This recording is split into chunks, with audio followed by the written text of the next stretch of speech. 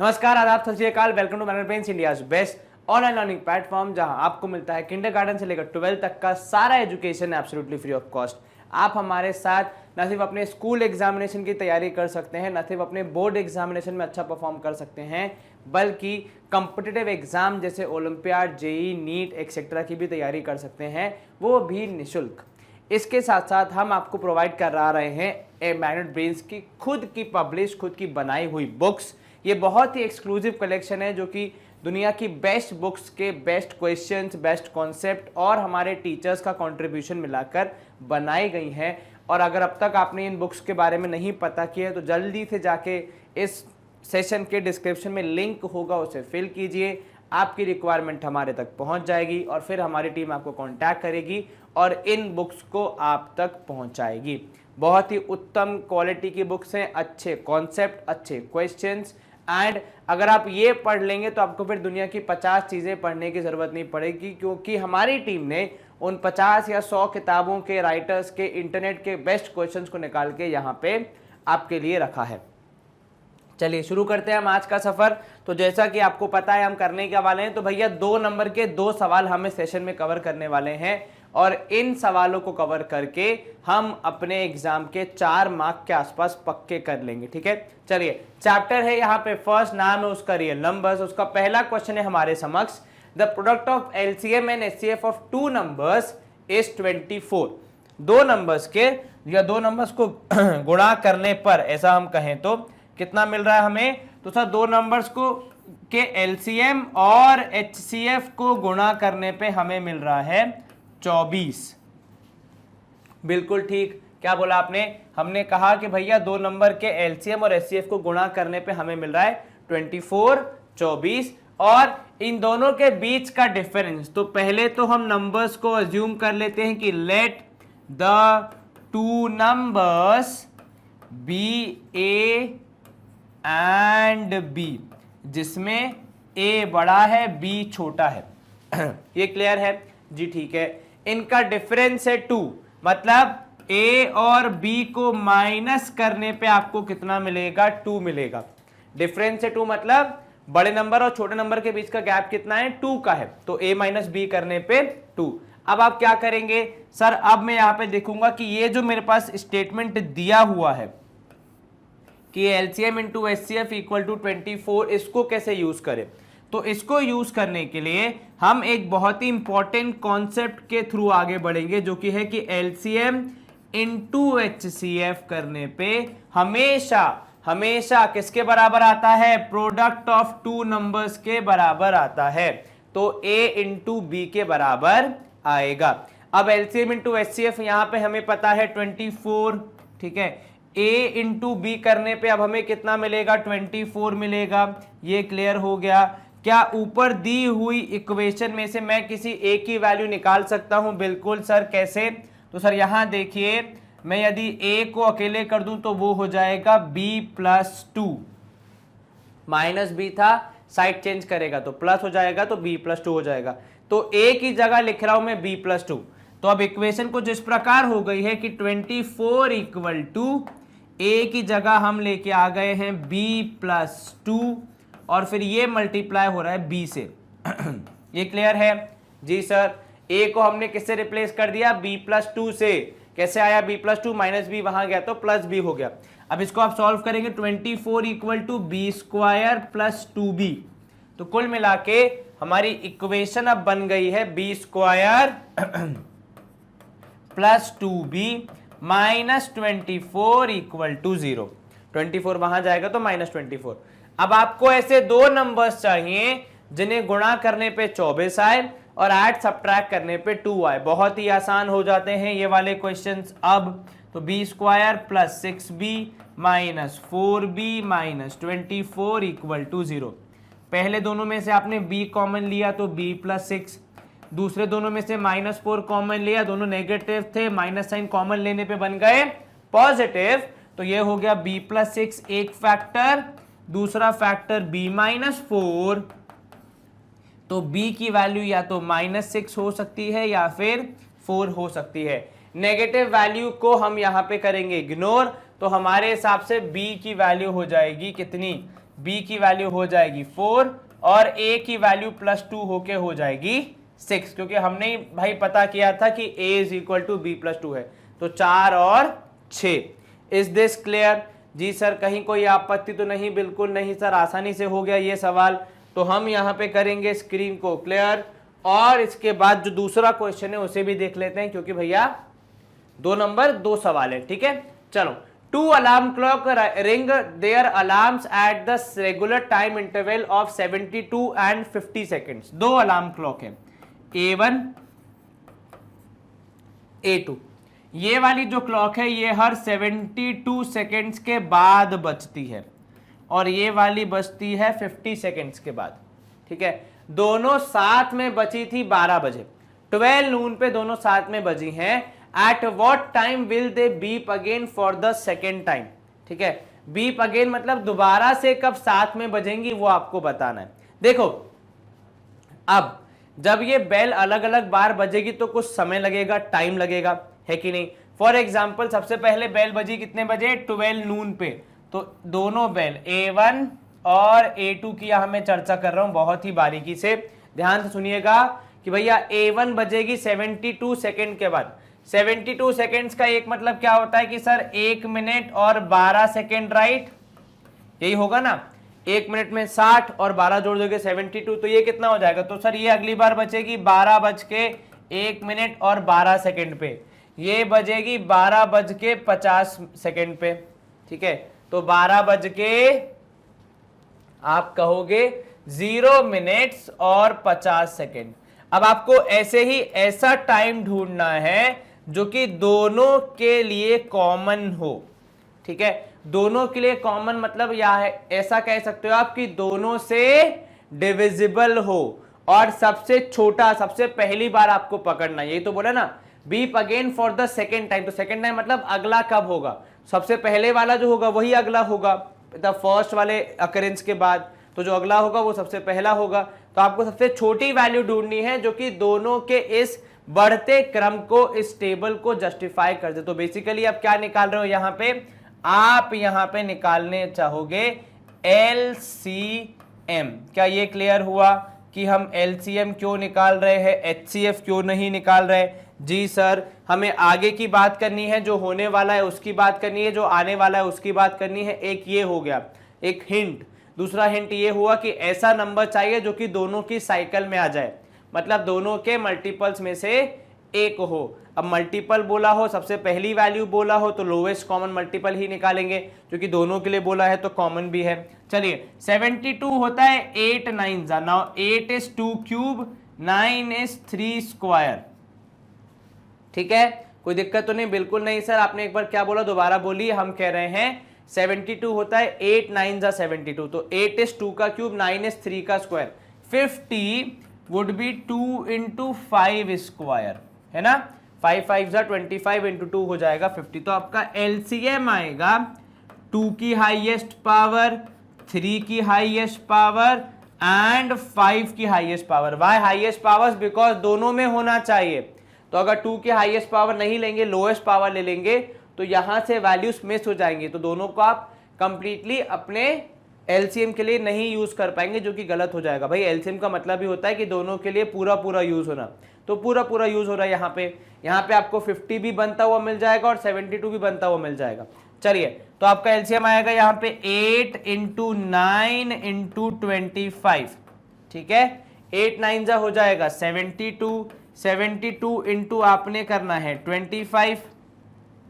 करो सर, 5 2 जा 10, 7 5 35, 36, 2 2 जा 4, 7 2 जा 14। कितना हो गया सर? 0 6 4 10, 4 3 7 1 8, 1800 सेकेंड। तो LCM आया आपका 1800, मतलब 1800 सेकेंड के बाद आपकी जो क्लॉक है वो दोनों ही अलार्म साथ में बजाएगी। ठीक है, अब 1800 सेकेंड को हम किस में कन्वर्ट करेंगे? तो टाइम के लिए कन्वर्ट करेंगे हम इसको 1800 इंटू 1/60, क्योंकि ये सेकेंड्स है, आप इसको मिनट में कन्वर्ट करना चाह रहे हैं। तो देखो 0 से 0 कैंसिल, 6 1 जा 6 3 जा, तो 30 मिनट के बाद दोबारा दोनों घड़ियां साथ में बजेंगी। क्या ये क्लियर है? जी सर। अब आप क्या लिखेंगे यहाँ पे, तो कितना होगा भैया एट व्हाट टाइम, तो आपका टाइम हो जाएगा 12 नून था, प्लस आप करोगे 30 क्योंकि आपका 30 मिनट्स आया रिपीटेशन में टाइम, तो आपका टाइम हो जाएगा 12:30 बजे। 12:30 PM पे घड़ी दोबारा बजेगी, जिसमें दो तब ऐसे बजेगी कि दोनों अलार्म साथ में बजेंगे, उसके पहले अलग अलग टाइम पे बजते रहेंगे। ये आपको क्लियरली समझ में आ रहा है, कहीं कोई दिक्कत तो नहीं? बिल्कुल नहीं सर। चलिए अब हम क्या करेंगे सर, स्क्रीन करेंगे क्लियर। ये सेशन जहां पे हम करने वाले हैं 2 मार्क्स के 2 सवाल, बहुत ही जल्द, वेरी क्विक, एंड हम अपने चैप्टर को और स्ट्रॉन्ग करेंगे सारे कॉन्सेप्ट्स को रिवाइज करते हुए इन सवालों को सॉल्व करते वक्त। चलो आपको निकालना है इन 3 नंबर्स का HCF and LCM both. 2 numbers वाले, जब 2 नंबर्स का HCF और LCM निकालना होता है, वैसे क्वेश्चन हम लोग बहुत ज्यादा प्रैक्टिस करते आ रहे हैं, इनफैक्ट बचपन से करते आ रहे हैं, पर 3 नंबर्स वाला थोड़ा रेयर है, तो इसकी प्रैक्टिस तो बनती है। चलिए पहले हम निकालेंगे इनके प्राइम फैक्टर्स, तो 6 के हो जाएंगे 2 into 3, 72, not a very big number, आसानी से निकल जाएंगे। आप इनके फैक्टर्स निकालेंगे तो ये देखो 2 से पहले डिवाइड होगा, तो 2 3 जा 6, कितना हो जाएगा 2 6 जा 12, ठीक है, तो 2 3 जा 6, 36 हो जाएगा। 36 मतलब फिर से 6 का स्क्वायर, तो 2 इंटू 2 इंटू 2 एंड 3 इंटू 3। आप इसको 8 इंटू 9 के रूप में भी जानते हैं 72 को, तो उसके रूप में भी लिख सकते हैं। 120 के फैक्टर्स हो जाएंगे 12 इंटू 10। अब 12 इंटू 10 अगर आप करोगे, उसको और ब्रेक करोगे, तो 12 होता है 4 इंटू 3, ठीक है, तो ये हो जाएगा 8 इंटू 3 इंटू 5। अगर आपको ऐसे मेंटली कैलकुलेट करने में दिक्कत होती है, अगर आपको इतनी आसानी से नहीं समझ में आता है, कोई दिक्कत नहीं है, आपके पास फैक्टराइजेशन करने के बहुत सारे मेथड हैं। ये वाला मेथड भी आप यूज कर सकते हैं, इससे भी आपके आंसर सेम ही आएंगे, इस बात की पूरी पूरी गारंटी है। तो देखो, और आप भले ही 10वीं में हो, लेकिन आपको बिल्कुल भी लज्जा या शर्माने की जरूरत नहीं है भैया, क्योंकि सही आंसर आना इंपॉर्टेंट है। चाहे ऐसे लिखो चाहे ऐसे लिखो, ठीक है, मतलब चाहे वो वाला मेथड यूज करके ये आंसर निकालो, या फिर डायरेक्टली आप अपने मेंटली कैलकुलेट करके उन्हें निकालो, कोई फर्क नहीं पड़ता है। चलिए HCF कैसे निकालते हैं, तो सर HCF का मतलब होता है हाईएस्ट कॉमन फैक्टर, जो तीनों में कॉमन हो और हाईएस्ट हो, मतलब सबसे ज्यादा हो, ठीक है। जैसे यहां पे 2 है, तीनों में कॉमन है, बिल्कुल है सर, तो हमारे HCF में 2 तो आना ही चाहिए, बिल्कुल ठीक सर। क्या अगला 2 कॉमन है, बिल्कुल नहीं सर। क्या 3 कॉमन है, हाँ जी सर, ये देखिए 3, 1 2 3 तीनों के पास है, तो इंटू 3। अगला 3 जो है वो और किसी के पास नहीं, और 5 भी नहीं है, तो 2 3 जा 6, ये हो गया HCF। अब आ जाते हैं LCM की तरफ। LCM कैसे निकलेगा इसका, तो सर LCM निकालने के लिए HCF से थोड़ा अलग चलते हैं। HCF में हमने जो हाईएस्ट पावर, जो मोस्ट कॉमन पावर थी, उसको देखा था। LCM में हम क्या करते हैं भैया, LCM होता है ऐसा नंबर जो कि इन तीनों से डिवाइड हो जाए, मतलब तीनों उसमें शामिल होने चाहिए, ठीक है, तो मतलब तीनों के सारे फैक्टर्स शामिल हो जाने चाहिए। क्या ये समझ में आया? LCM वो नंबर होता है जो कि इन तीनों को डिवाइड करता है, इन तीनों से डिवाइड होता है ना, तो मतलब ये भी डिवाइड करेगा, ये भी करेगा, ये भी करेगा, तो तीनों की जो भी रिक्वायरमेंट है वो फुलफिल होनी चाहिए। अब अगर मैं केवल 2 की पावर 1 ले लूंगा तो इन दोनों की रिक्वायरमेंट फुलफिल नहीं होगी। अगर मैंने 2 की पावर 3 ले लिया तो इसका एक 2 भी शामिल हो गया, इसके तीनों 2 शामिल हो गए, मतलब सब कवर हो गया। अब अगर मैं 3 की पावर 1 ले लूंगा तो ये आ जाएगा, ये भी आ जाएगा, लेकिन एक 3 जो है यहां पे वो रह जाएगा, और हम किसी को छोड़ नहीं सकते क्योंकि तीनों से डिवाइड होना है नंबर को, तो अगर एक भी छूट गया तो डिवीजन पूरा नहीं हो पाएगा। तो आप यहां पे 3 नहीं, 3 के स्क्वायर को लिखेंगे एज योर LCM का नेक्स्ट स्टेप। और एक ये 5 बच गया तो भाई इसको छोड़ देंगे तो 120 कंप्लीट नहीं होगा, और 120 कंप्लीट नहीं होगा तो वो नंबर जिसको 120 डिवाइड करना चाहता है वो नहीं हो पाएगा।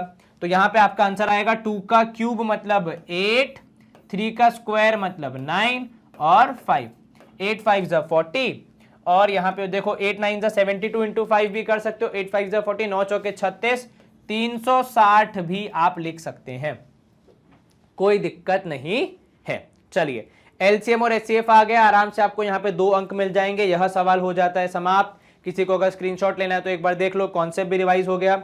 अगला प्रश्न देख लेते हैं। अब सेकंड क्वेश्चन जो है हमारे आज के सेशन का वो ये है कि भैया यदि ए और बी को प्राइम है, ठीक है, तो आपको बताना है कि इनका HCF क्या होगा। ठीक है, कोप्राइम की परिभाषा याद है किसी को? सर कोप्राइम नंबर्स ऐसे नंबर्स होते हैं, देखो अब याद करने का एक तो मैं बहुत अच्छा तरीका बताता हूं। कोप्राइम नंबर्स लिखा है मतलब S लिखा है, तो it is clearly a pair of numbers. ठीक है, pair of numbers. In numbers की क्या खूबी होती है? इन नंबर्स में प्राइम होने का इनको सौभाग्य मिला है। सर प्राइम मतलब होता है कि इन जिसके फैक्टर्स ज्यादा नहीं होते, तो कोप्राइम भी लगभग उन्हीं श्रेणी में आता है कि जहां पे 1 is the only common factor. ठीक है, कोप्राइम किसे कहते हैं? जिसमें 1 is the only common factor. ऐसे नंबर्स के पेयर को कहा जाता है कोप्राइम। और इसमें जरूरी नहीं है कि अगर कोप्राइम बोला है तो दोनों ए और बी दोनों ही प्राइम नंबर होंगे, ऐसा नहीं है। दोनों प्राइम भी हो सकते हैं, दोनों कंपोजिट भी हो सकते हैं, एक प्राइम एक कंपोजिट भी हो सकता है। एनी पेयर जहां पे 1 के अलावा कोई और कॉमन फैक्टर ना हो। मैं आपको एग्जांपल देता हूं, ठीक है। 4 and 5।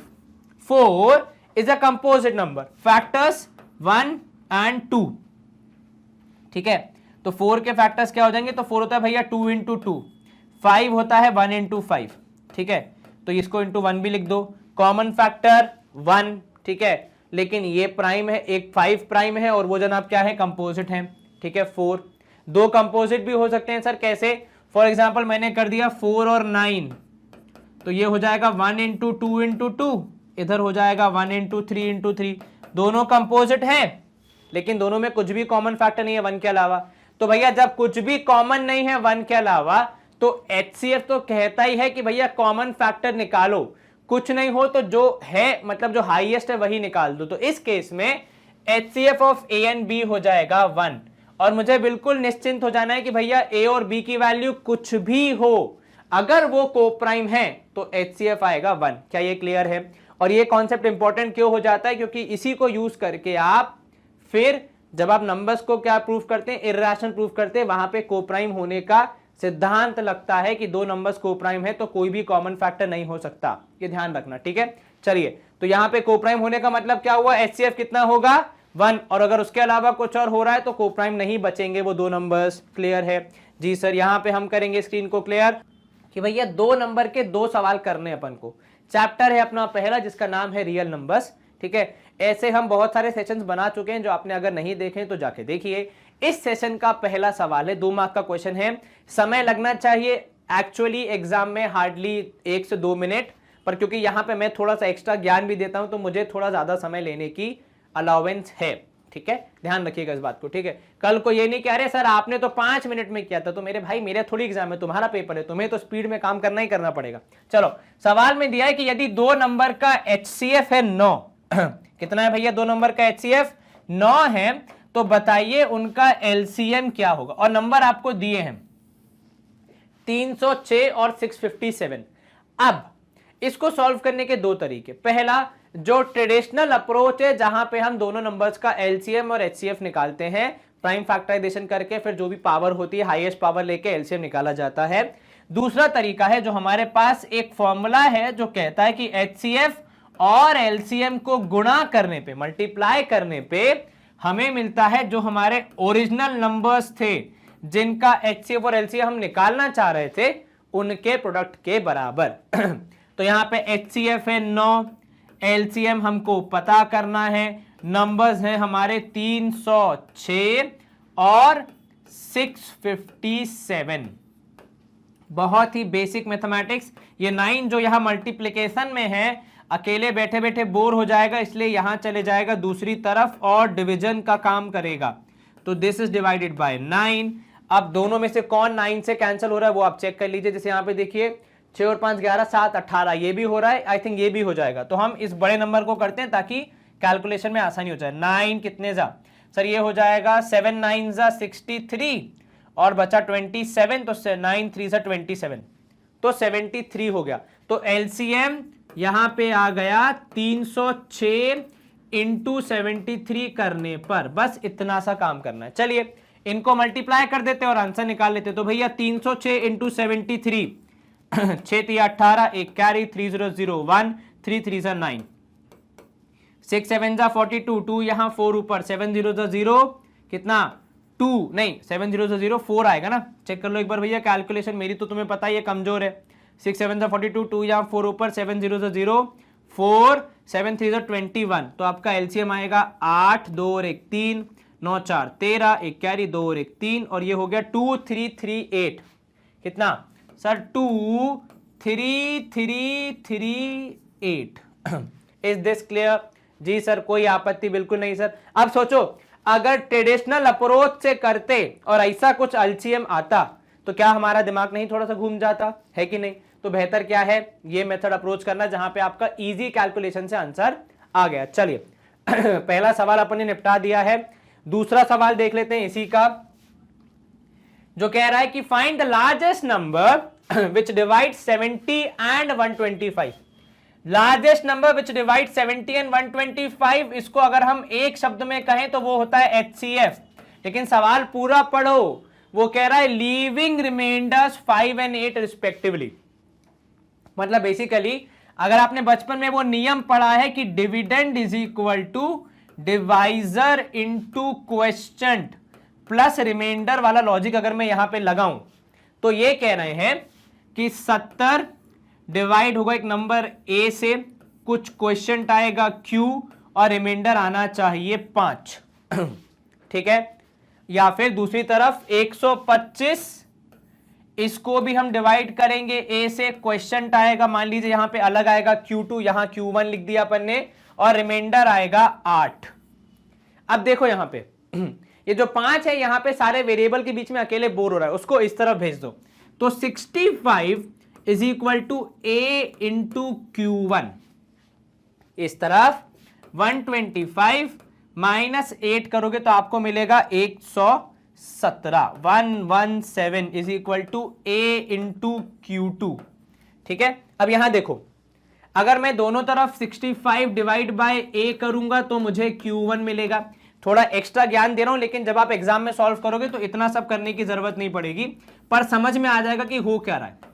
अच्छा ये ए क्या था? ये ए था लार्जेस्ट नंबर जो कि इन दोनों को डिवाइड कर रहा है, क्योंकि सवाल बोल रहा है लार्जेस्ट नंबर। तो हमें अब करना क्या है, हमें अभी भी HCF ही निकालना है, लेकिन हमारे ओरिजिनल नंबर्स का नहीं, बल्कि ये जो नए नंबर्स आए हैं जिनको डिवाइड करने पे ए से कुछ डेफिनेट आंसर मिल रहा है, रिमाइंडर नहीं छूट रहा है। सवाल समझ में आया? डायरेक्टली आपसे HCF निकालने को नहीं बोल रहा है कि 70 और 125 का HCF निकाल दो, बल्कि 70 और 125 में से रिमाइंडर को हटा दो, जो नए नंबर्स आएंगे उनका HCF निकाल दो। जो आंसर आएगा जब आप उसको 70 और 125 से डील करवाओगे आपको ऑटोमेटिकली सही वैल्यूज मिलेंगी, या जो रिक्वायरमेंट है क्वेश्चन की वो पूरी हो जाएगी। ये पूरा अगर गणित समझ में आ गया तो अब मैं आ जाऊं सवाल के उत्तर पे। चलिए तो नंबर्स हो गए हमारे 65 एंड 117। अब इनका निकालना है HCF, तो ये आई थिंक 5 से जाएगा, तो 5 1 जा 5, 5 3 जा 15, ये इसके दो फैक्टर आ गए। 117 आई थिंक ये जाएगा 13 से, चेक करो एक बार सर 13, ये 3 से भी जाएगा, तो पहले 3 से निकाल के देख लो। 3 से जब हम इसको डिवाइड करेंगे 3 3 जा 9, 3 9 जा 27, फिर से 3 से करेंगे तो ये 3 13, ये अपन ने फैक्टर ट्री वाली अप्रोच लगाई है। तो HCF कितना? Highest common factor 13 is the only common factor and it is only the highest. तो HCF क्या आएगा? HCF आएगा इन दोनों का 13, पर यही 13 जब 70 और 125 को डिवाइड करेगा तो रिमाइंडर 5 और 8 ही छूटेंगे। क्यों? क्योंकि हमने ये दोनों रिमाइंडर्स पहले ही एडजस्ट करके इन नंबर्स का HCF निकाला था, जिसकी मैंने आपको पीछे की पूरी कहानी समझाई थी। तो आंसर क्या होगा? The largest number that divide 70 and 125 and leaves remainder 5 and 8 is 13। Is this concept clear? Question clear? सब सही हो गया, कोई दिक्कत तो नहीं? क्यों 65 और 117 का HCF निकाला वो भी आपको समझ में आ गया। अब हम करेंगे स्क्रीन को क्लियर, और आई थिंक यहां पे चलिए हमारा जो सेशन है वो किसके लिए डेडिकेटेड है, तो 2 मार्क के बहुत सारे सवाल हम सॉल्व करते हैं, ताकि अगर एग्जाम में कल को 2 मार्क के सवाल आएंगे तो हमें पता हो कैसे अप्रोच करना है। Specific videos for specific marks, 2 ही सवाल हैं, ज्यादा नहीं, छोटा सेशन होगा, और फटाफट इसको सॉल्व करके हम कुछ नया सीखेंगे आज। चलिए, on a morning walk 3 person step off together and the steps measure 40, 42 and 45 respectively. मतलब जैसे कि अगर मैं एक कदम चला रहा हूं तो कितनी दूरी तय कर पा रहा हूं वो यहां पे दी है। तो 3 लोग हैं तो भाई तीनों का साइज एक जैसा नहीं होगा, मतलब बेसिकली बॉडी स्ट्रक्चर एक जैसा नहीं है, तो जो एक कदम में डिस्टेंस वो कवर करेंगे वो भी एक जैसा नहीं होगा, है कि नहीं। तो यहां पे 3 लोग हैं, एक का 40 सेंटीमीटर है, एक का 42, एक का 45। What is the minimum distance each should walk so that each can cover same distance in complete steps। Sir मतलब देखो ऐसा कि सेम डिस्टेंस कवर करना है पहली चीज, और कंप्लीट स्टेप में कवर करना है। देखो सेम डिस्टेंस तो ऐसे भी कवर हो सकता है ना कि भैया हम सबने सोच लिया कि हम 1000 मीटर चलेंगे। अब जब आप 1000 मीटर चलेंगे तो ये जो 45 वाले भाई साहब हैं ये तो 1000 को डिवाइड ही नहीं कर पाएंगे, तो हो सकता है इनको जो लास्ट स्टेप होगा वो आधा ही हो, जितना चल सकते हैं उससे थोड़ा आधा इनको रोकना पड़े कि अरे नहीं हवा में पैर रखना पड़ेगा। तो ऐसा डिस्टेंस नहीं चाहिए हमें वो डिस्टेंस चाहिए जो कि तीनों के फुट स्टेप्स कवर कर सके। बेसिकली वो जो फाइनल डिस्टेंस होगा वो क्या होना चाहिए सर, वो इन तीनों से डिविजिबल होना चाहिए। तो डिस्टेंस हम निकालेंगे कैसे सर, ऐसी संख्या जो कि 3 दी हुई संख्याओं से डिवाइड हो जाए उसे हम कहते हैं LCM। Is this clear? जी सर। अच्छा, कुछ लोग इसको ऐसे भी कनेक्ट करेंगे कि सर मिनिमम मतलब सबसे छोटी और लोएस्ट का मतलब भी होता है सबसे छोटा, तो क्या हम इसलिए LCM निकाल रहे हैं? नहीं ऐसे याद करोगे तो आज नहीं तो कर गलती कर दोगे। बेहतर क्या है, कॉन्सेप्ट समझो, ठीक है। कॉन्सेप्ट ये कि इनके हिस्से करने हैं या एक ऐसी वैल्यू निकालनी है जिसको ये डिवाइड कर सके, ये आपको पकड़ना होता है हमेशा कि इनको डिवाइड करना है या फिर एक ऐसी वैल्यू फाइंड करनी है जिसको ये तीनों डिवाइड कर सके। मतलब बेसिकली जो फाइनल डिस्टेंस होगा वो इन तीनों का क्या होगा, मल्टीपल होगा, तभी तो तीनों बराबर जगह पहुंच पाएंगे और पूरे स्टेप कंप्लीट कर पाएंगे। वरना ऐसे तो मैं कह दूं भैया तीनों चलोगे 1000 मीटर, लेकिन क्या तीनों के 1000 मीटर चलने से उनके जो लास्ट स्टेप होंगे या जो पूरे स्टेप्स होंगे वो एब्सोल्यूट नंबर्स में होंगे? नहीं होगा। इसीलिए आप यहां पे LCM निकालेंगे। चलिए 40 के फैक्टर्स चेक करो तो सर सबसे पहले 2 से डिविजिबल है, 20 हो जाएगा, फिर 2 से हो जाएगा तो 10, फिर 2 से तो यहां पे हो जाएगा 2 इंटू 2 इंटू 2 इंटू 5, जिसको हम लिखते हैं 2 पावर 3 इंटू 5 पावर 1। चलिए 42 वैसे तो 6 7 जा होता है, तो 6 का मतलब हो गया 2 power 1, 3 power 1 and 7 power 1। Clear? जी सर।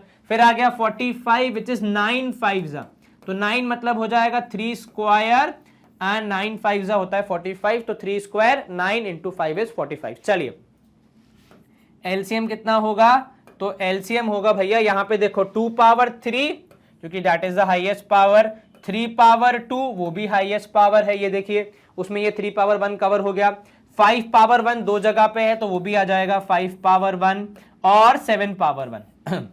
इन सब को मल्टीप्लाई करने पे हमें हमारा answer 2 power 3 is 8, 3 square is 9, 7 into 5 करना है, तो आप चूज कर सकते हैं किसको किससे मल्टीप्लाई करना है। जैसे 8 5 से मैं कर दूंगा 40 एंड 7 9 से 63, तो कितना हो जाएगा सर, 4 3 12, 6 4 24, 25, तो ये हो गया 2520 सेंटीमीटर।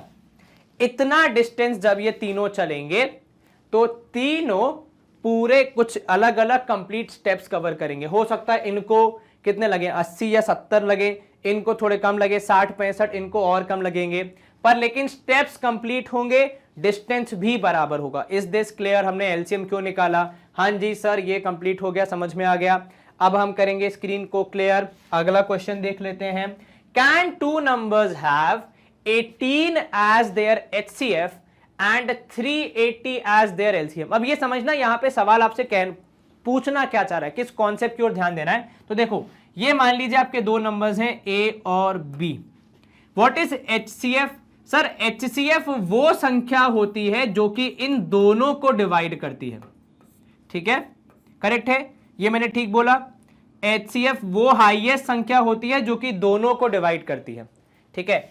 LCM वो संख्या होती है जिसको ये दोनों डिवाइड करते हैं, ठीक है। तो ये फ्लो समझना, कहां से कहां जा रहे हैं अपन, ठीक है। तो आप फ्लो समझेंगे अगर, तो यहां पे डिवीजन कहां से कहां होता है, तो ये दोनों नंबर्स डिवाइड करते हैं किसको, एलसीएम को, और एचसीएफ करता है इन दोनों नंबर्स को डिवाइड, ठीक है।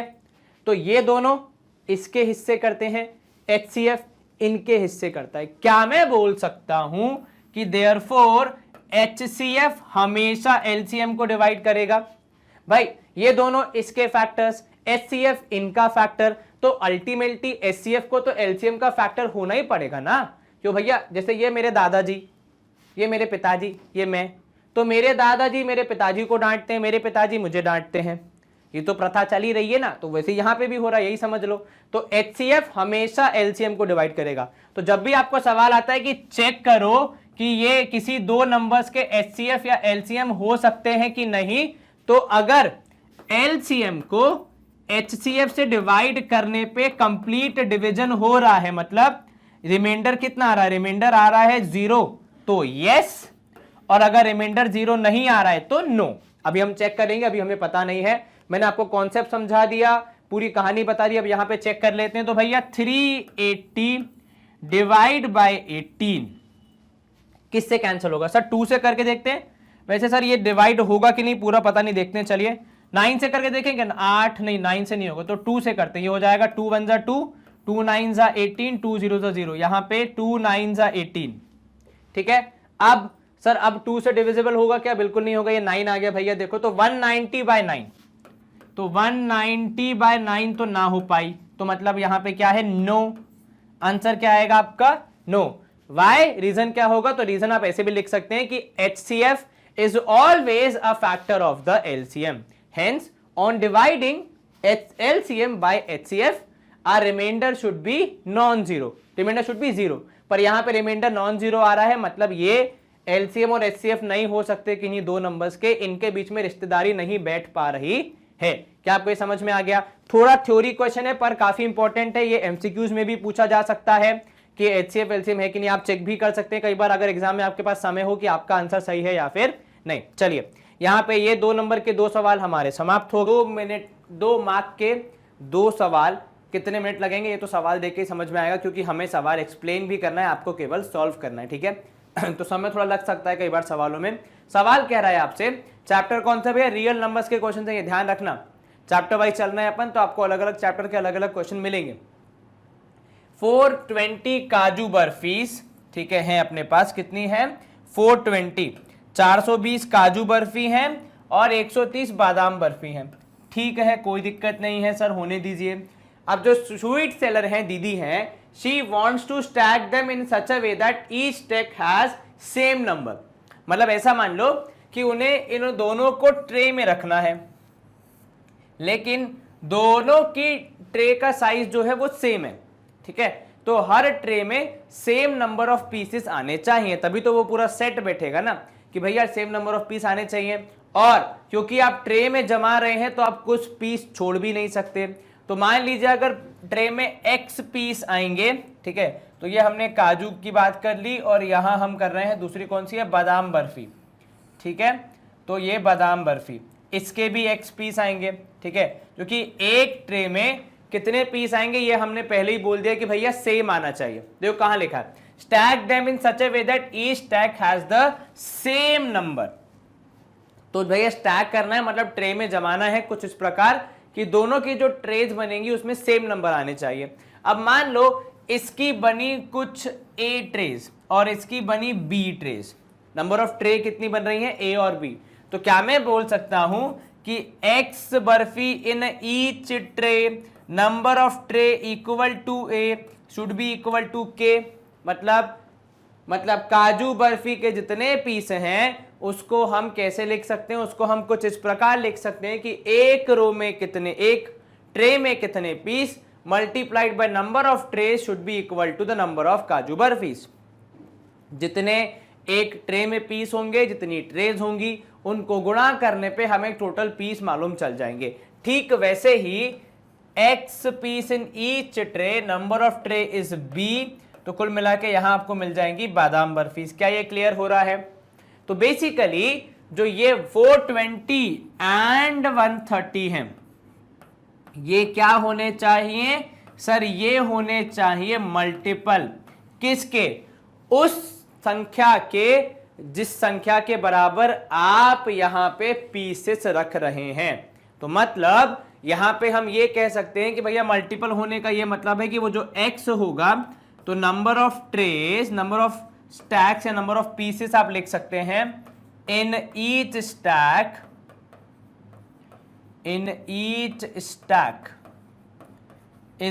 Is equal to HCF of the two number. Sir ये कैसे आया? तो ध्यान से सुनो, देखो हमने क्या बोला? हमने बोला कि भैया ट्रे में x पीस आने चाहिए, वो भी कुछ इस प्रकार की दोनों की ट्रेज में सेम नंबर ऑफ पीस आएंगे, ठीक है? तो वो जो नंबर होगा वो दोनों का फैक्टर होना चाहिए, तभी तो वो कंप्लीट डिवीजन कर पाएगा कि कोई भी पीस बाहर बचा हुआ न रह जाए। और एक ऐसा नंबर जो कि हमारी गिवन संख्याओं को डिवाइड कर दे उसे हम क्या कहते हैं? HCF कहते हैं। तो यहां पे आप निकालेंगे 420 एंड 130 का HCF। 420 के फैक्टर्स चेक करोगे तो 6 7 42 एंड देन इंटू 10, तभी आएगा 420। तो 6 7 को ब्रेक करोगे तो 2 स्क्वायर इंटू 3 इंटू 5 इंटू 7। ये मैंने कैसे निकाला? तो सर मैंने मेंटली कैलकुलेट किया क्योंकि मुझे इस बात की प्रैक्टिस है। अगर आपको नहीं है तो आप 420 के फैक्टर्स ऐसे निकालिए, आपसे गलती होने के चांसेस कम हो जाएंगे। 210, फिर से 2 से किया तो 105, फिर 3 से करेंगे आप तो 3 3 9, 3 5 15, फिर 5 से करेंगे और फिर 7 आ जाएगा। तो 2 स्क्वायर 3 इंटू 5 इंटू 7। 130 के लिए होगा 13 into 10। Now 13 into 10 would be 2 into 5 into 13। तो देखो यहां पे कौन से कॉमन है सर? एक 2 है, इधर पे एक 2 है, एक 5 है, उधर पे एक 5 है। तो हमारा HCF हो जाएगा 2 इंटू 5 दैट इज 10। मतलब हर एक ट्रे में कितने पीस होने चाहिए? 10 पीस होने चाहिए। तो काजू बर्फी की 42 ट्रेज बन जाएंगी, बादाम बर्फी की 13 ट्रेज बन जाएंगी, कोई भी पीस बाहर नहीं छूटेगा और दोनों की ट्रेस में 10-10 पीस का सेट ही बनेगा। Is this clear? जी sir. What is the number that can be placed in each stack? तो 10 is the number that can be placed in each stack for this purpose. Is this clear? Yes sir. कहीं कोई आपत्ति तो नहीं? बिल्कुल नहीं sir. चलिए, अगर किसी को स्क्रीनशॉट लेना है तो देख लो, मैं हट जाता हूं। Screen clear.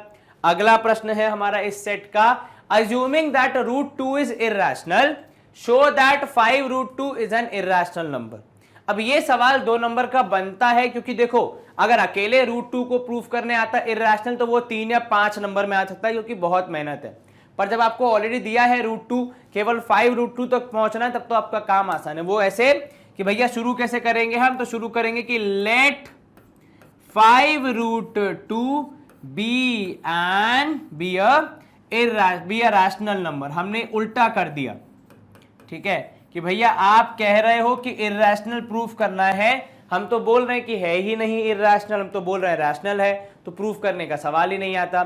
चलिए, लेकिन केवल बोल देने से नहीं होता भैया, action speaks louder than words. तो केवल आपके बोल देने से कुछ नहीं होगा, आप इसको क्या करेंगे? आप इसको रैशनल नंबर के रूप में एक्सप्रेस भी करेंगे। तो भैया ये हमने A/B फॉर्म ला दिया और इससे सारे नियम भी फॉलो करवाएंगे। कौन कौन से सर? एक तो B should not be equal to 0, A और B should be integers and A and B should be coprime.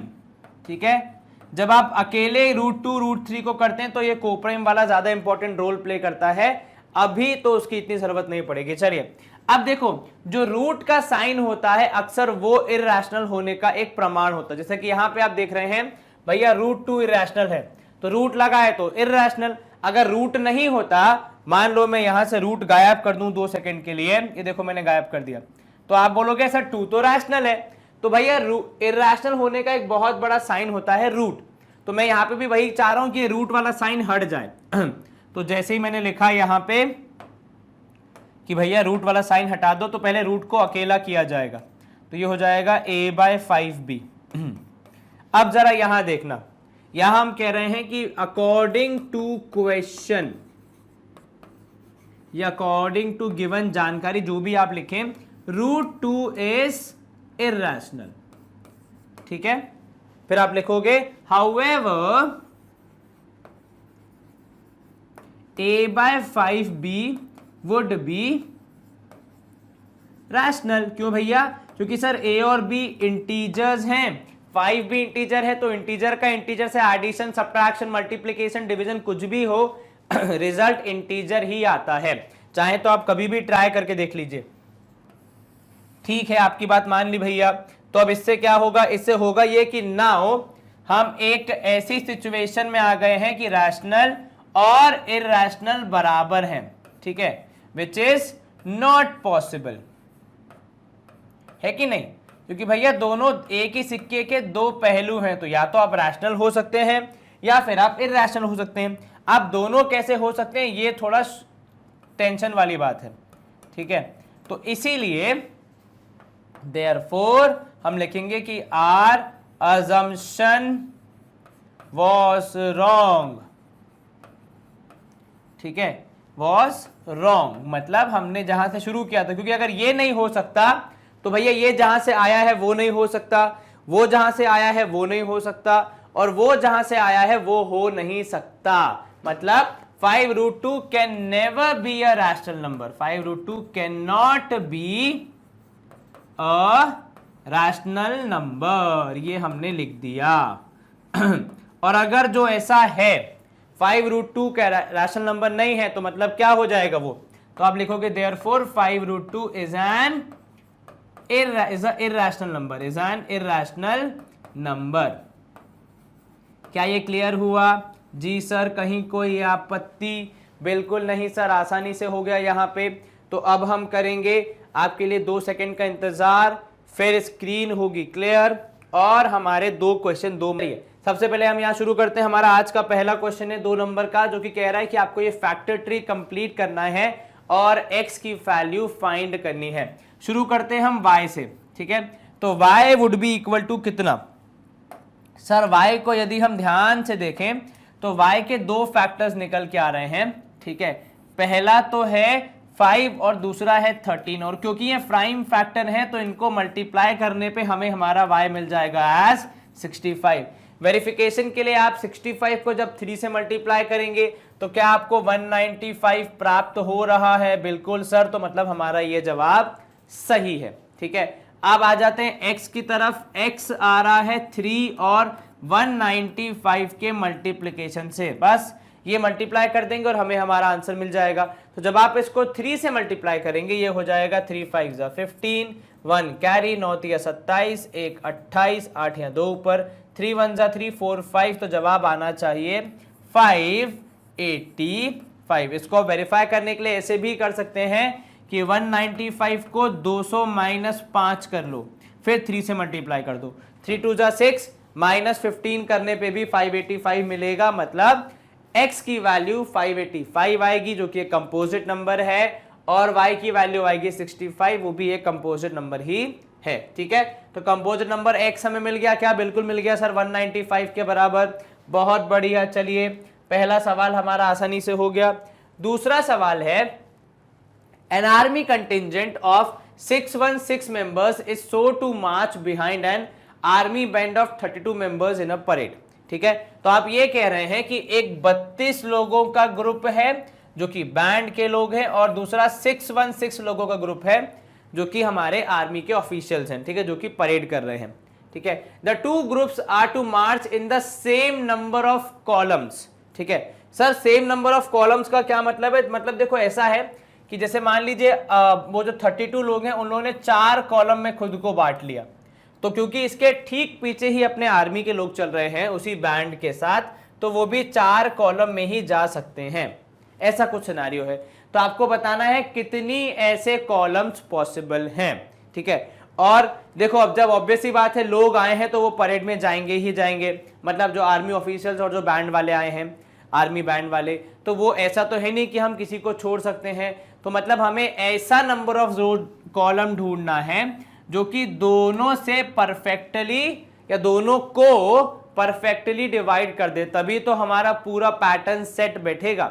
ठीक है, तो आपने लिखा यहाँ पे बैंड में है 32 लोग, ठीक है। उसके बाद फिर कंटिजेंट को मैं सी लिख रहा हूं केवल, उसमें है 616 लोग। हमें इन्हें डिवाइड करना है, इनका बंटवारा करना है रोज में, कॉलम्स में। तो आप लिखोगे नंबर ऑफ कॉलम्स। निकालने के लिए हम क्या लिखेंगे कि सर बंटवारा करना है, मतलब HCF निकालना पड़ेगा। तो आप निकालेंगे नंबर ऑफ कॉलम्स के लिए HCF। तो 32 का HCF कितना हो जाएगा, 32 और 616 का HCF। सर पहले इनके फैक्टर्स निकालने पड़ेंगे, तो ये हो जाएगा 8 दूनी 16, 16 दूनी 32, 32, that is in short 2 power 5। 616 को जब हम सॉल्व करेंगे तो पहले देखो 2 से डिविजिबल होगा, तो ये हो जाएगा 3, ठीक है, 308।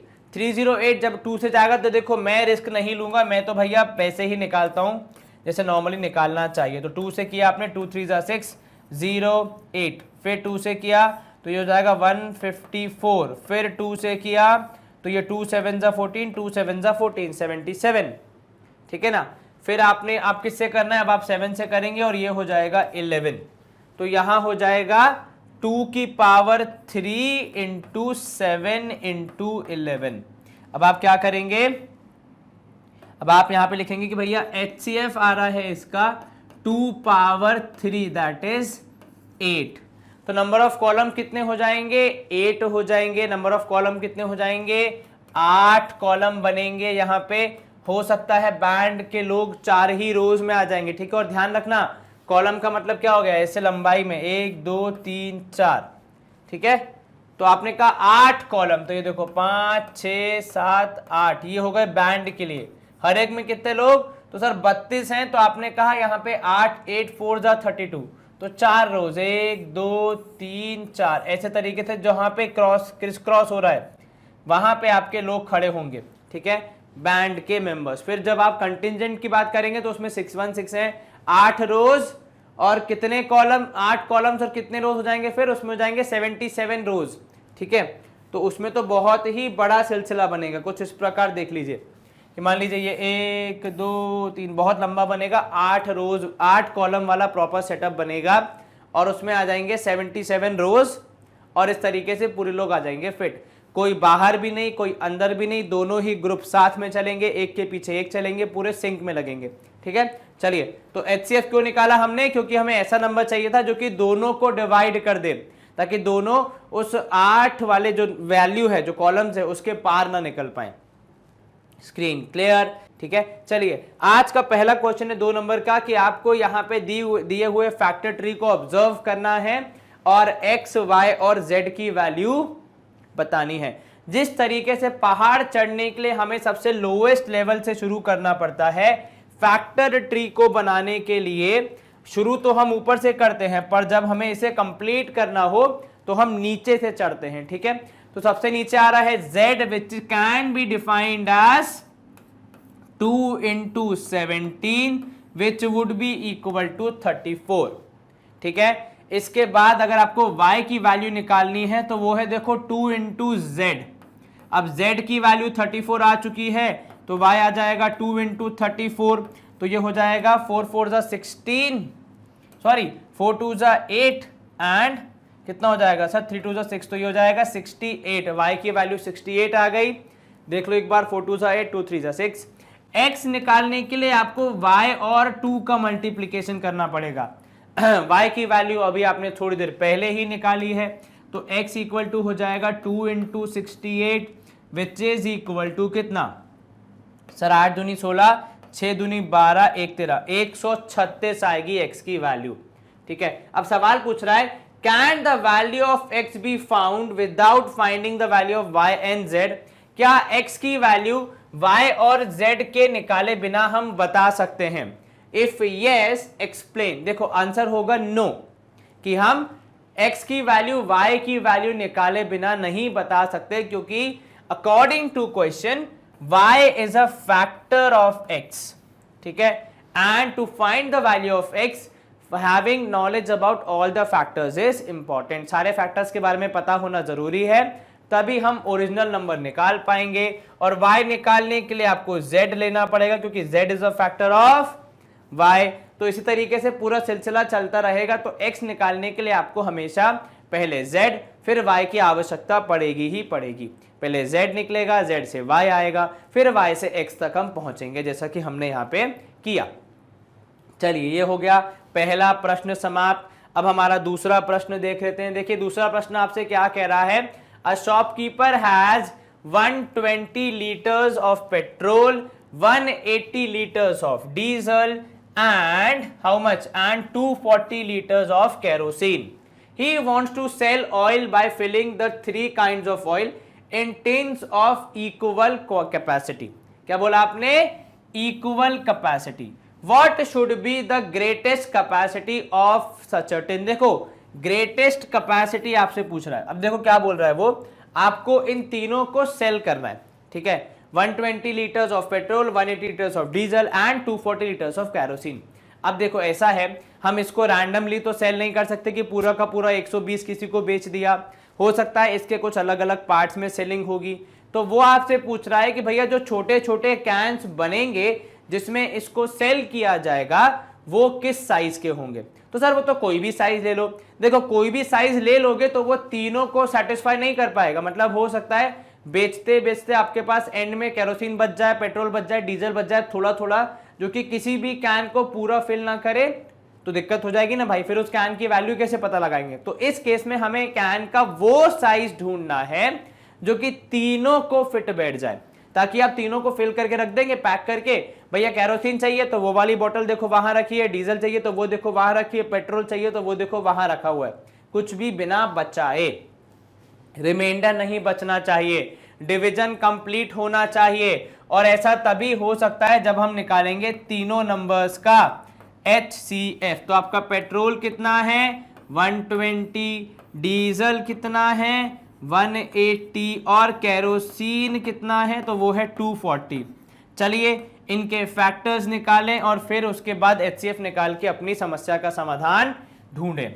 चलिए, तो 120 हो जाएगा, देखो 2 इंटू 60 हो जाएगा कितना 2 इंटू 30, फिर एक और 2 तो वो जाएगा 15, फिर एक 3, फिर एक 5, तो 5 3 15, 15 8 हो जाएगा 120। ये आपके फैक्टर्स आ गए। 180 2 इंटू 90 होगा, फिर 2 इंटू 45 होगा, 45 हो जाएगा 3 से डिविजिबल तो कितना हो जाएगा 15, फिर एक और 3 और फिर एक और 5, तो 3 3 9, 9 5 45, 45 4 हो जाएगा 180। करेक्ट। 242 से जाएगा तो 120, एक और 2 से जाएगा तो 60, फिर एक और 2 से जाएगा तो 30, फिर एक और 2 से जाएगा तो 15, फिर एक 3, फिर एक 5। चलिए अब HCF निकालना है। तो भैया जो तीनों में कॉमन होगा, एक 2, 2 2, ठीक है, एक 3 और एक 5, इतनी ही वैल्यूज तीनों में कॉमन है, ठीक है। जैसे 3 यहां पे है लेकिन बाकी दोनों के पास नहीं है, 2 इन दोनों के पास है लेकिन बीच वाले के पास नहीं है। तो अगर कॉमन नहीं है तो हम उसको HCF में शामिल नहीं कर सकते। तो ये हो जाएगा 2 इंटू 2 इंटू 3 इंटू 5, 15 3 सॉरी 5 3 15, 15 4 हो जाएगा 60।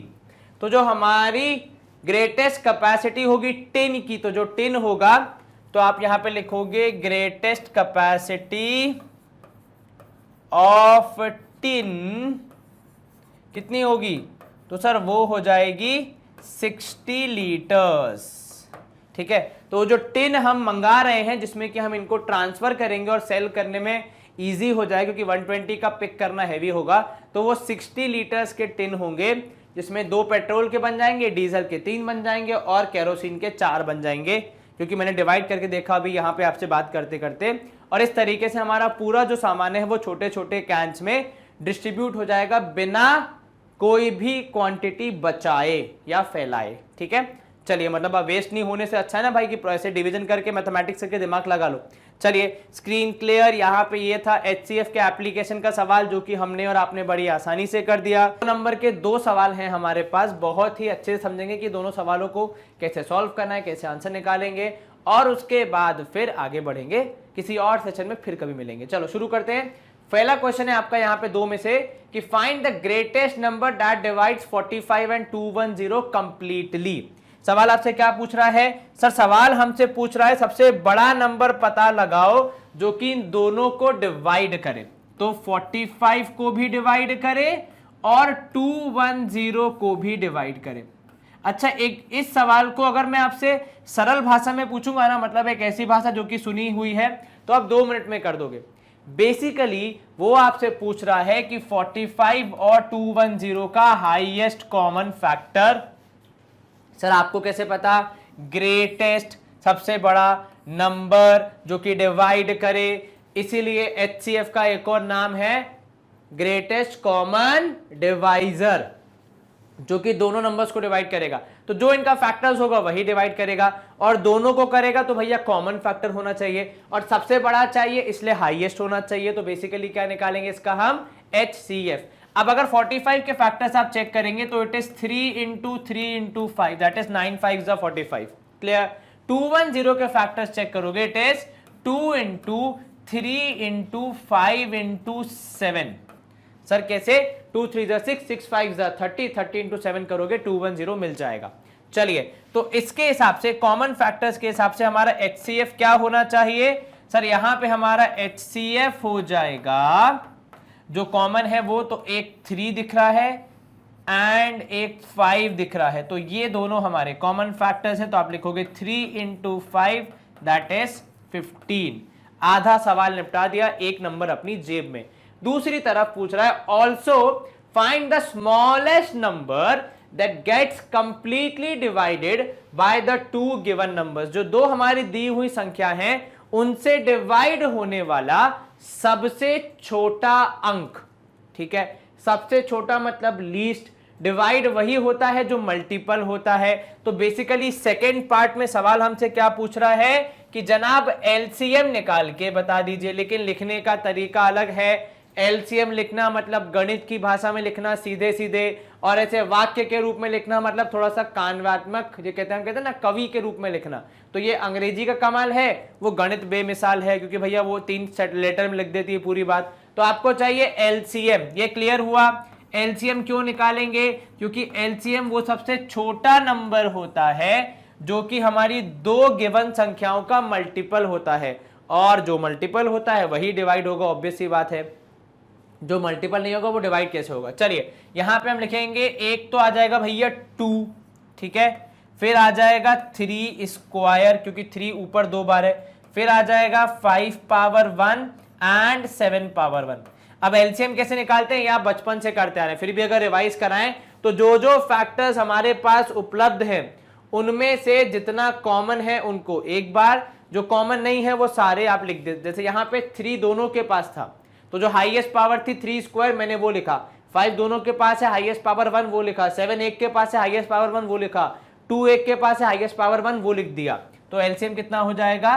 सर यहाँ LCM हो जाएगा 3 स्क्वायर इज 9, 9 5 45, 45 इंटू 2 करोगे तो कितना हो जाएगा? सर 45 इंटू 2 करेंगे तो 90, एंड 90 इंटू 7 करोगे तो 630 आना चाहिए आपका आंसर। ऐसे भी चेक कर सकते हो, 3 स्क्वायर 9, 7 9 63, 5 2 10, तो 630 आपका आंसर।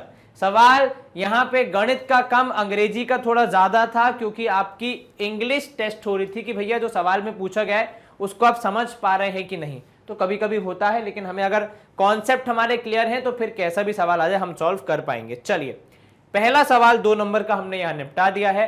अब आ जाते हैं दूसरे सवाल पे। दूसरा सवाल कह रहा है आपसे कि 3 electronic devices make a beep after 15 minutes, 20 minutes and 30 minutes respectively. 3 अलग अलग डिवाइस हैं जो कि हर कुछ देर में बीप का साउंड बजाते हैं। ठीक है, they all beep together at 2 PM नून। तो 2 बजे उन्होंने एक बार साथ में आवाज निकाली थी। अब आपसे क्या पूछ रहे हैं? When will they beep after together the next time? अब देखो यहाँ पे 2 बजे एक बार बज गया, उसके बाद जो पहला डिवाइस है A वो बजेगा 2:15 पे, जो दूसरा वाला है B वो बजेगा 2:20 पे, और जो तीसरा वाला है C वो बजेगा 2:30 पे।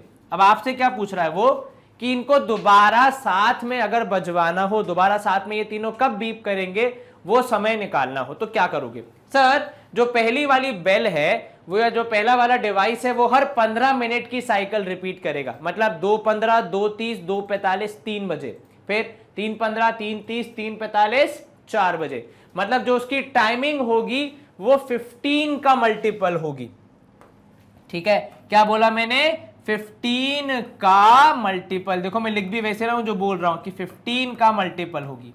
जो सेकेंड डिवाइस है वो हर 20 मिनट में बज रहा है, तो 2:20, 2:40, 3 बजे, 3:20, 3:40, 4 बजे, तो ये किसका मल्टीपल होगी? ये 20 का मल्टीपल होगा। ठीक है, लास्ट वाला कह रहा है कि भैया हर 30 मिनट में बजता हूं मैं, तो भैया आप हर 30 मिनट में 30 की साइकिल फॉलो करोगे, तो आपके जो भी आंसर्स आएंगे वो 30 के मल्टीपल होंगे। क्या ये क्लियर है? आपको तीनों साथ में चाहिए, मतलब तीनों का मल्टीपल क्या होना चाहिए? तीनों का मल्टीपल गुरुजी कॉमन होना चाहिए, तो भैया कॉमन मल्टीपल चाहिए। अगली बार मतलब जल्द से जल्द चाहिए, मतलब सबसे छोटा मल्टीपल होना चाहिए। तो बेसिकली यहां पे हम क्या निकाल रहे हैं? यहां पे हम निकाल रहे हैं इन तीनों वैल्यूज का एलसीएम। आपको यह समझ में आया कि एलसीएम क्यों निकाला हमने, फ्लो क्या चल रहा है? ये इंपॉर्टेंट है क्योंकि वर्ड प्रॉब्लम में एलसीएम निकालना है कि एचसीएफ, आधा संसार तो यही डूब जाता है कि सर एलसीएम निकालना है कि एचसीएफ, बस ये कोई बता दे, बाकी सब तो मुझे आता है। लेकिन एग्जाम में तो कोई नहीं बताएगा, तो अपन को इस तरीके से पूरी कहानी को समझना और फिर तय करना है कि मेरे भाई एलसीएम निकलेगा कि एचसीएफ निकलेगा। क्लियर है जी? चलिए, तो ये तो क्लियर होगा कि एलसीएम निकलेगा किन वैल्यूज का? तो भैया 15, 20 एंड 30। जल्दी से इनके प्राइम फैक्टर्स बता दो। सर 15 होता है 3 इंटू 5, वेरी गुड। 20 होगा sir 2 square into 5, 2 square is 4, 4 5 20। 30 हो जाएगा 2 इंटू 3 इंटू 5, ठीक है, 2 3 6, 6 5 30। अब आपको निकालना है एलसीएम। चलिए, जो हाईएस्ट कॉमन फैक्टर होगा वो हम लेते जाएंगे। तो यहां पे 2 स्क्वायर 3 पावर 1 इंटू 5 पावर 1, कोई आपत्ति? बिल्कुल नहीं सर। चलिए, तो ये हो गया मतलब 4 into 3 into 5 that is equal to 60। मतलब 60 मिनट के बाद ये दोबारा साथ में बीप करेंगे। तो भैया अगर आपने when will they beep again together, तो सर 2 घंटे में 2:60 पे। अब 2:60 तो कुछ होता नहीं है, तो क्या हो जाएगा ये कि ठीक 3 बजे दोनों घड़ियां या तीनों मशीन्स जो हैं, डिवाइसेस जो हैं, वे साथ में बीप करेंगे। कहानी समझ में आई? वर्ड प्रॉब्लम में एलसीएम क्यों निकल के आया ये समझ में आया। इसी के साथ हम करेंगे स्क्रीन क्लियर। अच्छा भैया, हाँ जल्दबाजी में ये नहीं कि 2:60 लिख दो, 2:60 मतलब 3 ही बजे होता है ना, 60 मिनट मतलब 1 घंटा हो जाता है, ये क्लियर रखना। अब यहां पे आ जाते हैं, हमारा आज का सवाल है, चैप्टर है रियल नंबर्स, उसका क्वेश्चन नंबर 1 आ गया है हमारे समक्ष। वर्ड प्रॉब्लम है तो जरा गौर से सुनिएगा, समझिएगा, देखिएगा, फिर जवाब दीजिएगा। 3 bells in a temple ring after a interval of 42, 56 and 77 seconds। वाह, टेम्पल में घंटी भी होती है, मैं तो खाली प्रसाद खाने जाता हूं, पर ये तो अच्छी बात मालूम चली कि भैया 3 बेल्स हैं और वो हर कुछ ड्यूरेशन में बजती हैं ताकि मतलब मंदिर का माहौल बढ़िया रहे। ठीक बा। अब बेल बज रही है पहली बार सुबह 6 बजे। भाई 6 बजे पंडित जी उठे होंगे, नहाए धोए होंगे और उन्होंने बेल बजा दी होगी। तो अब तीनों बेल साथ में ही बजाई होंगी कि बार बार कौन जाएगा बजाने। तो 6 बजे तीनों बेल साथ में बजी हैं। अब अगली वो कौन सी घड़ी होगी जब तीनों बेल साथ में बजेंगी, ये आपको बताना है। अब देखो यहां पे उदाहरण के तौर पे 6 AM मतलब 0 मिनट और 0 सेकंड पे पहली बार बेल बजी तीनों। उसके बाद जो पहली बेल है वो बजेगी 6:0 मिनट और 42 सेकंड्स पे, क्योंकि हर कुछ सेकंड्स में बेल बज रही है। जो बी बेल होगी वो बजेगी 6:0 मिनट और 56 सेकंड्स में। जो सी बेल है वो बजेगी 77 सेकंड। 77 सेकंड कौन सी घड़ी में होते हैं भैया? 60 ही होते हैं ना। 60 के बाद क्या हो जाता है? मिनट पूरा हो जाता है। तो 77 मतलब 1 मिनट और 17 सेकंड। तो ये हो जाएगा 1 मिनट और 17 सेकंड। ब्रैकेट में लिख लो 77 सेकंड्स। ठीक बा।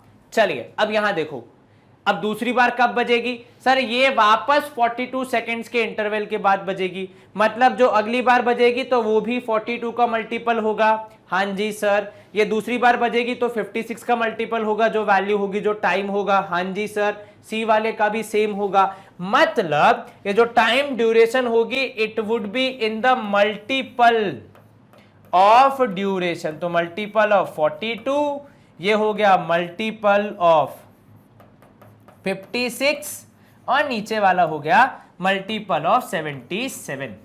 अब ये तो पूरी साइकिल चलेगी, ठीक है, लेकिन भैया मोरे ये कह रहे हैं कि तीनों बेल्स को साथ में बजना है। साथ में बजना मतलब तीनों बेल्स का टाइमिंग सेम होना चाहिए, कॉमन होना चाहिए। तो यहां से एक नतीजा या एक इंटरप्रिटेशन ये निकल के आ रहा है, अरे बाप रे, इंटरप्रिटेशन अंग्रेजी का इतना भारी वर्ड बोल दिया सर ने, आज ही सीखा है रे।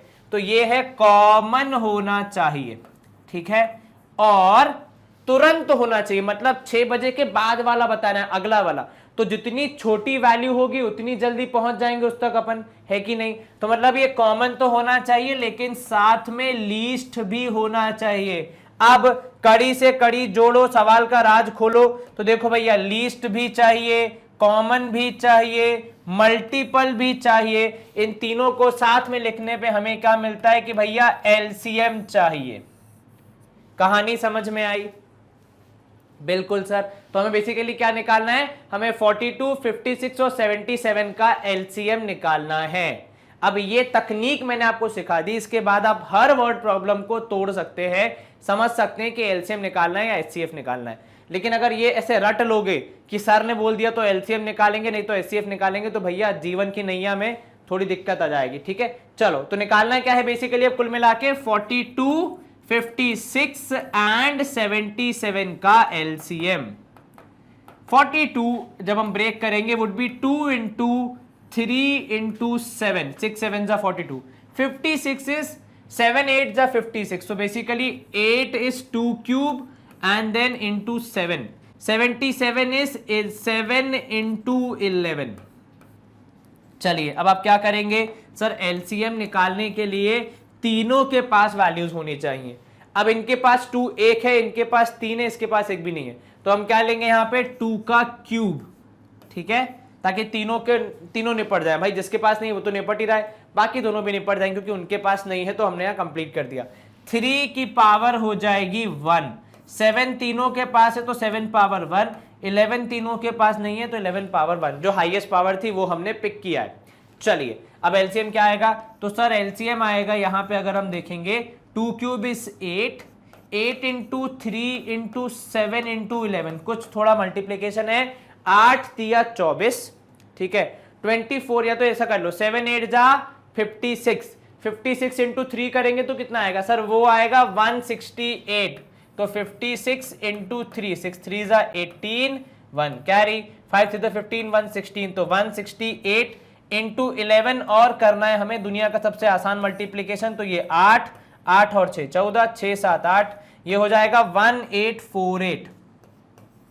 मतलब 1848 सेकेंड्स के बाद ही बेल दोबारा साथ में बजेंगी।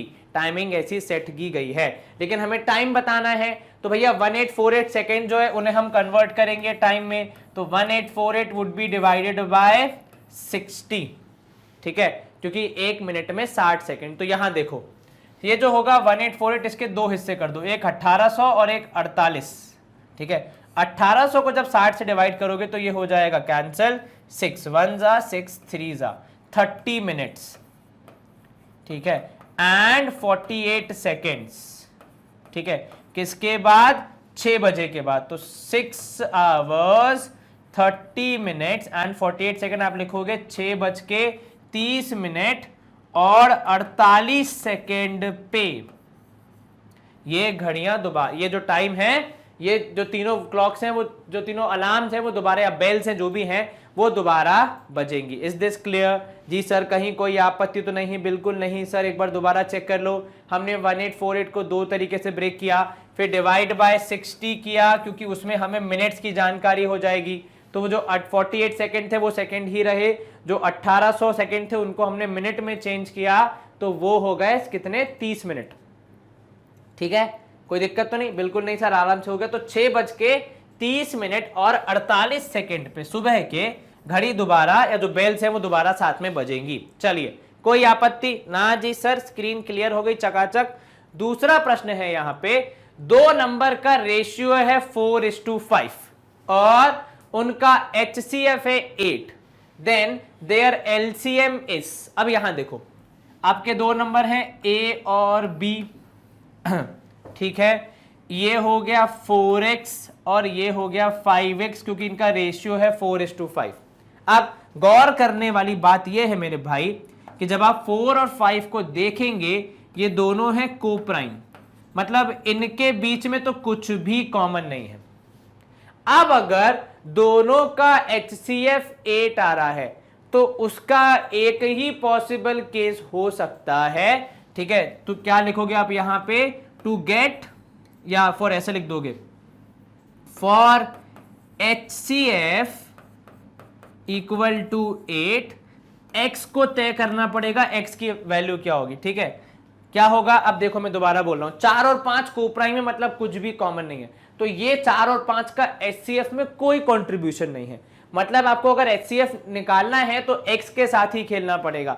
अगर HCF 8 चाहिए, मतलब हाईएस्ट कॉमन फैक्टर 8 चाहिए, तो आपको x की वैल्यू 8 रखनी ही पड़ेगी, ठीक है सर। अगर ये कोप्राइम नहीं होते तो हम इन दोनों में से कॉमन फैक्टर्स निकालते और फिर उसके साथ HCF को एडजस्ट करते, पर क्योंकि यहां पे कॉमन फैक्टर नहीं है कोई भी, दोनों कोप्राइम है, तो इनके कॉमन होने के लिए, मतलब HCF निकालने के लिए 8 को दोनों के पास आना पड़ेगा। उसका एक ही ऑप्शन है कि आप x की वैल्यू 8 रख दे, ठीक है। तो ये हमने लिख दिया, कोप्राइम है, HCF 8 है, तो x की वैल्यू 8 होनी ही पड़ेगी। तो आपके नंबर्स हो जाएंगे 4x and 5x would be 8 चौक 32, 8 4 32, 8 5 40, ये A और ये B। एक बार दोबारा समझो कहानी को। सवाल में लिखा था कि 2 नंबर का रेशियो है 4x और 5x, वेरी गुड। अब अगर इन दोनों में कुछ कॉमन नहीं है, दोनों के जो एग्जिस्टिंग फैक्टर्स हैं वो कोप्राइम है, मतलब कुछ भी कॉमन नहीं है, तो कुछ HCF निकलने के लिए x को करना पड़ेगा। तो x ने क्या बोला, ठीक है, अब HCF 8 लाना है तो दोनों के पास 8 होना चाहिए, और दोनों के पास एक मैं ही हूं जो हूं, मतलब x ही है जो है। तो उसने जिम्मेदारी ली कि भैया मैं 8 के बराबर बन जाता हूं, तो मैं इनकी कंडीशन भी फॉलो कर लूंगा, रेशियो भी मेंटेन कर लूंगा और HCF भी ला दूंगा।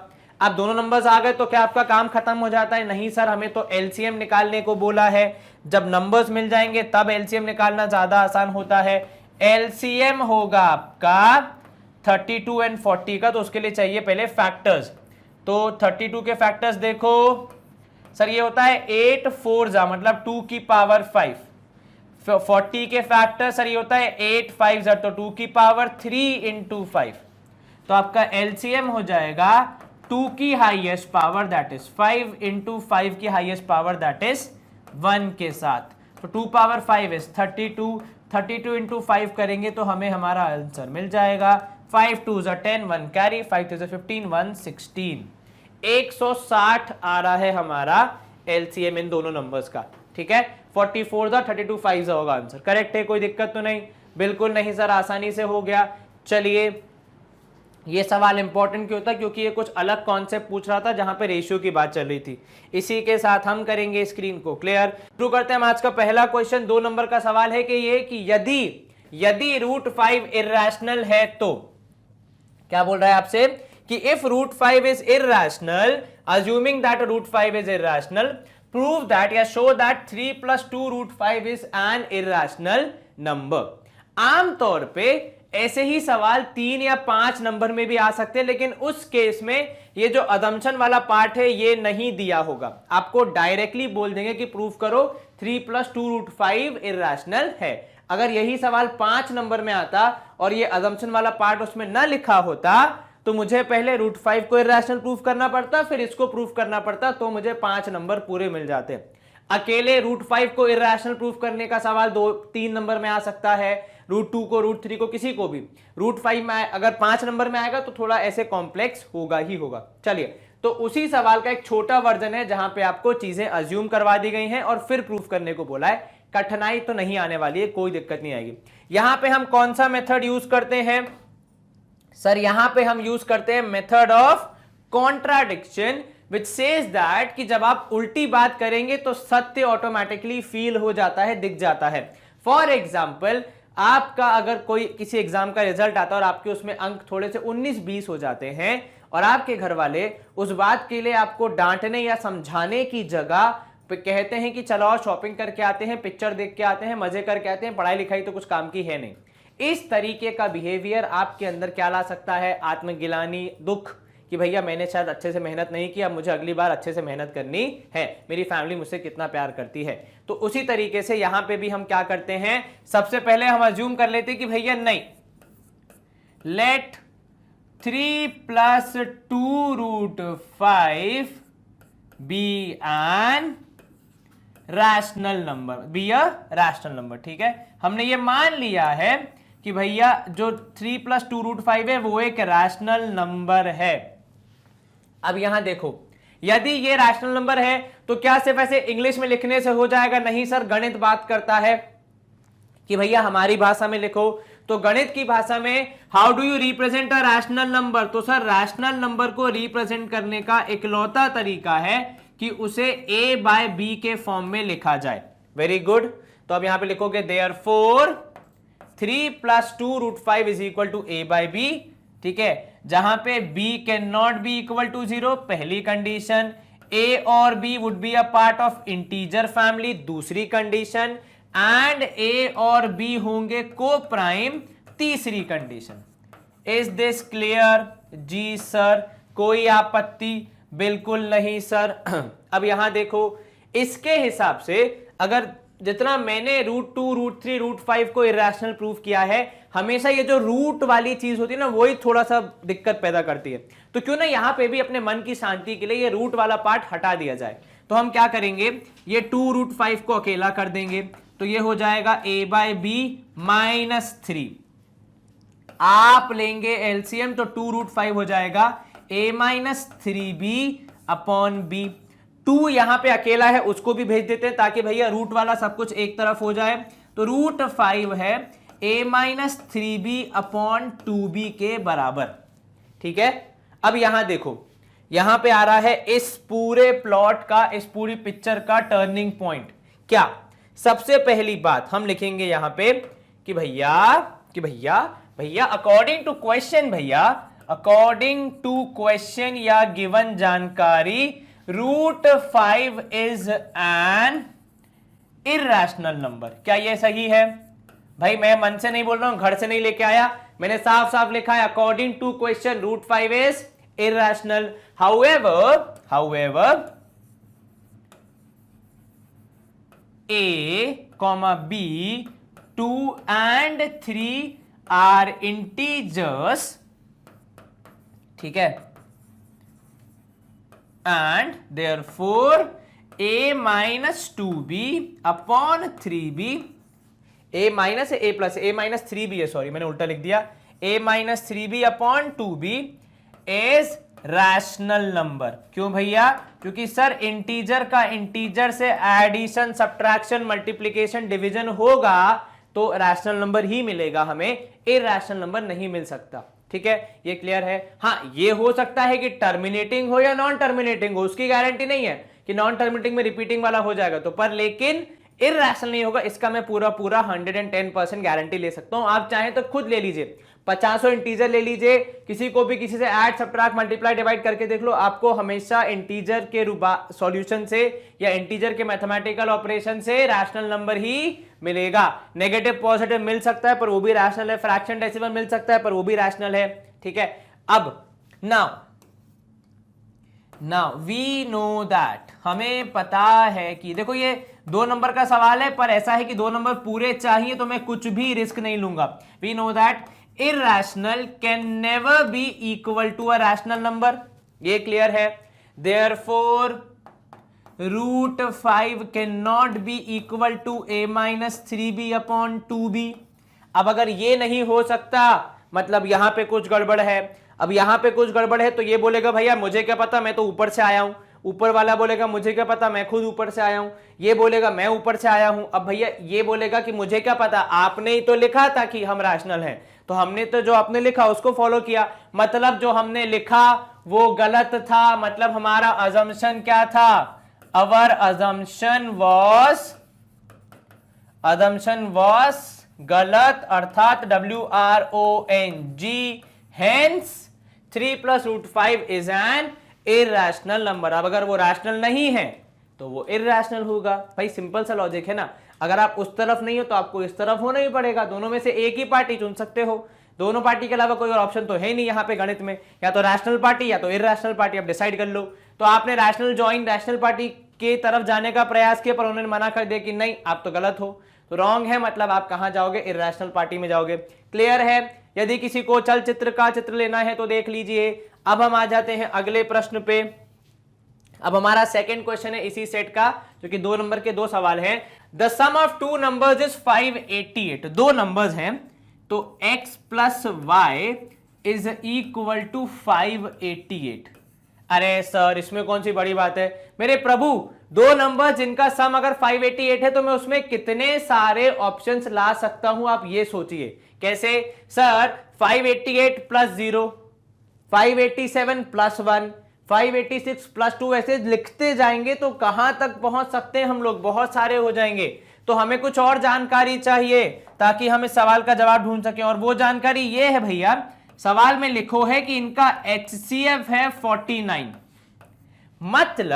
मतलब x और y दोनों ही, मतलब x और y दोनों ही 49 के क्या हैं, या x और y दोनों का एक फैक्टर क्या है 49। अब अगर एक फैक्टर है 49 तो साथ में कुछ और भी होगा, तो a हो गया 49a, दूसरा हो गया 49, इधर पे लिख दिया हमने b। क्या ये क्लियर है। अब सर ये a और b क्या है, तो भैया a एग्जैक्टली 49 होगा या x एग्जैक्टली 49 होगा, ये तो नहीं पता हमें। 49 के अलग अलग मल्टीपल हो सकते हैं क्योंकि 49 एक फैक्टर है, पर कौन सा फैक्टर है वो अभी तक हमें नहीं पता। हाँ, अब जो x + y = 588 है उसको मैं शायद थोड़ा सा इजीली कर पाऊं, क्योंकि अब मैं इसको रिप्लेस कर दूंगा 49a + 49b is equal to 588 से।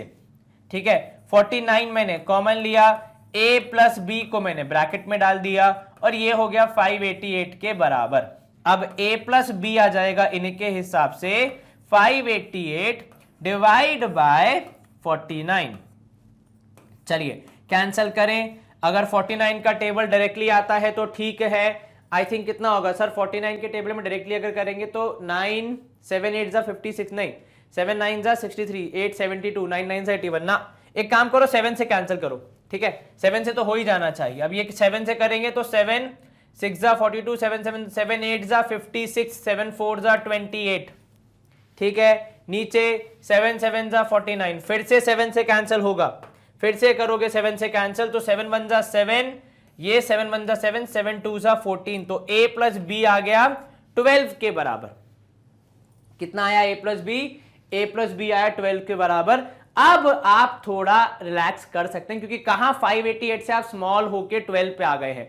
तो सर 12 वाले कैसे, तो देखो एक हो जाएगा 1 and 12, ठीक है। उसके बाद अगर सर हम 2 and 10 करेंगे तो यहां देखना भैया, अगर आप 2 और 10 करोगे तो क्या आपका HCF मेंटेन होगा। जस्ट एक एग्जांपल लेके देखो। तो सर जब हम a और b की वैल्यू 2 और 10 करेंगे, यहां पे मैं अलग से ब्रैकेट में कर रहा हूं क्योंकि ये बहुत इंपॉर्टेंट चीज है।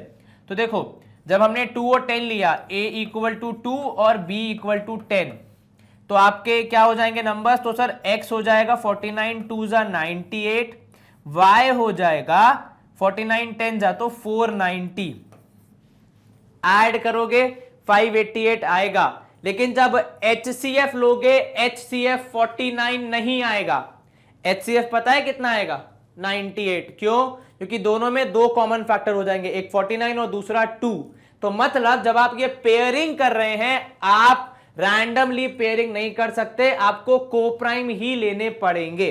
तो ऐड करने पे 12 आना चाहिए, और जो पेयरिंग हम ले रहे हैं वो कोप्राइम होनी चाहिए, तभी HCF की कंडीशन मेंटेन होगी। जैसे 1 और 12, को प्राइम है, क्योंकि 1 और 12 में 1 हो जाएगा आपका कॉमन फैक्टर, उसके अलावा कुछ और नहीं रहेगा।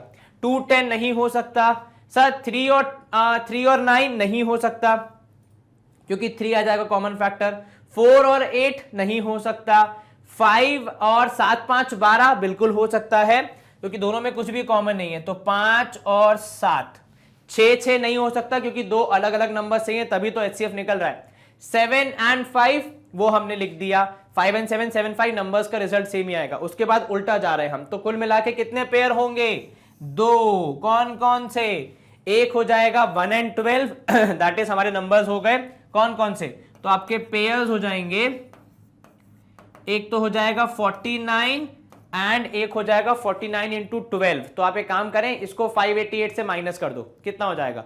सर अगर 50 माइनस करेंगे 588 से तो 538, एक ज्यादा, आई थिंक 539। 9 9 18, 4 हाँ ठीक है, एक ये पेयर बन गया और एक बार 5 से मल्टीप्लाई करना पड़ेगा। 49 5 होता है 145, ठीक है, एंड 49 7 हो जाएगा कितना? सर 49 7 होएगा 343, क्योंकि वो 7 का क्यूब होता है। चलिए ये दो पेयर्स आपको मिलेंगे। क्लियर है? समझ में आ गई पूरी कहानी? कोप्राइम वाला लॉजिक समझ में आ गया, कहां लगता है, क्यों लगता है, कैसे लगता है, और यहां पे क्यों बाकी सारे पेयर रिजेक्ट हो गए। बिल्कुल सर, चलिए इसी के साथ स्क्रीन करेंगे क्लियर। समय थोड़ा ज्यादा लग गया क्योंकि सवाल ऐसे थे, परंतु कोई बात नहीं। इसी के साथ हम आ गए हैं सेशन के एंड की तरफ, और यहां पे हमने आपको बतानी है बहुत इंपॉर्टेंट चीज अबाउट योर फेवरेट चैनल, कि भैया आपका चैनल इकलौता यूट्यूब के माध्यम से नहीं चलता है, बल्कि अब हमारी वेबसाइट और ऐप भी है जो कि काफी लंबे समय से आप सारे काफी स्टूडेंट्स की हेल्प कर रही है। वो स्टूडेंट जो कि इसको रेगुलरली यूज नहीं करते हैं या अब तक यूज करना स्टार्ट नहीं किया है, प्लीज इन्हें यूज कीजिए, ये आपका काफी टाइम बचाएंगे। आपको काफी सारी इंपॉर्टेंट जानकारी बिल्कुल ही क्लासिफाइड मैनर में मिल जाती है, वो भी निःशुल्क एज यूजुअल।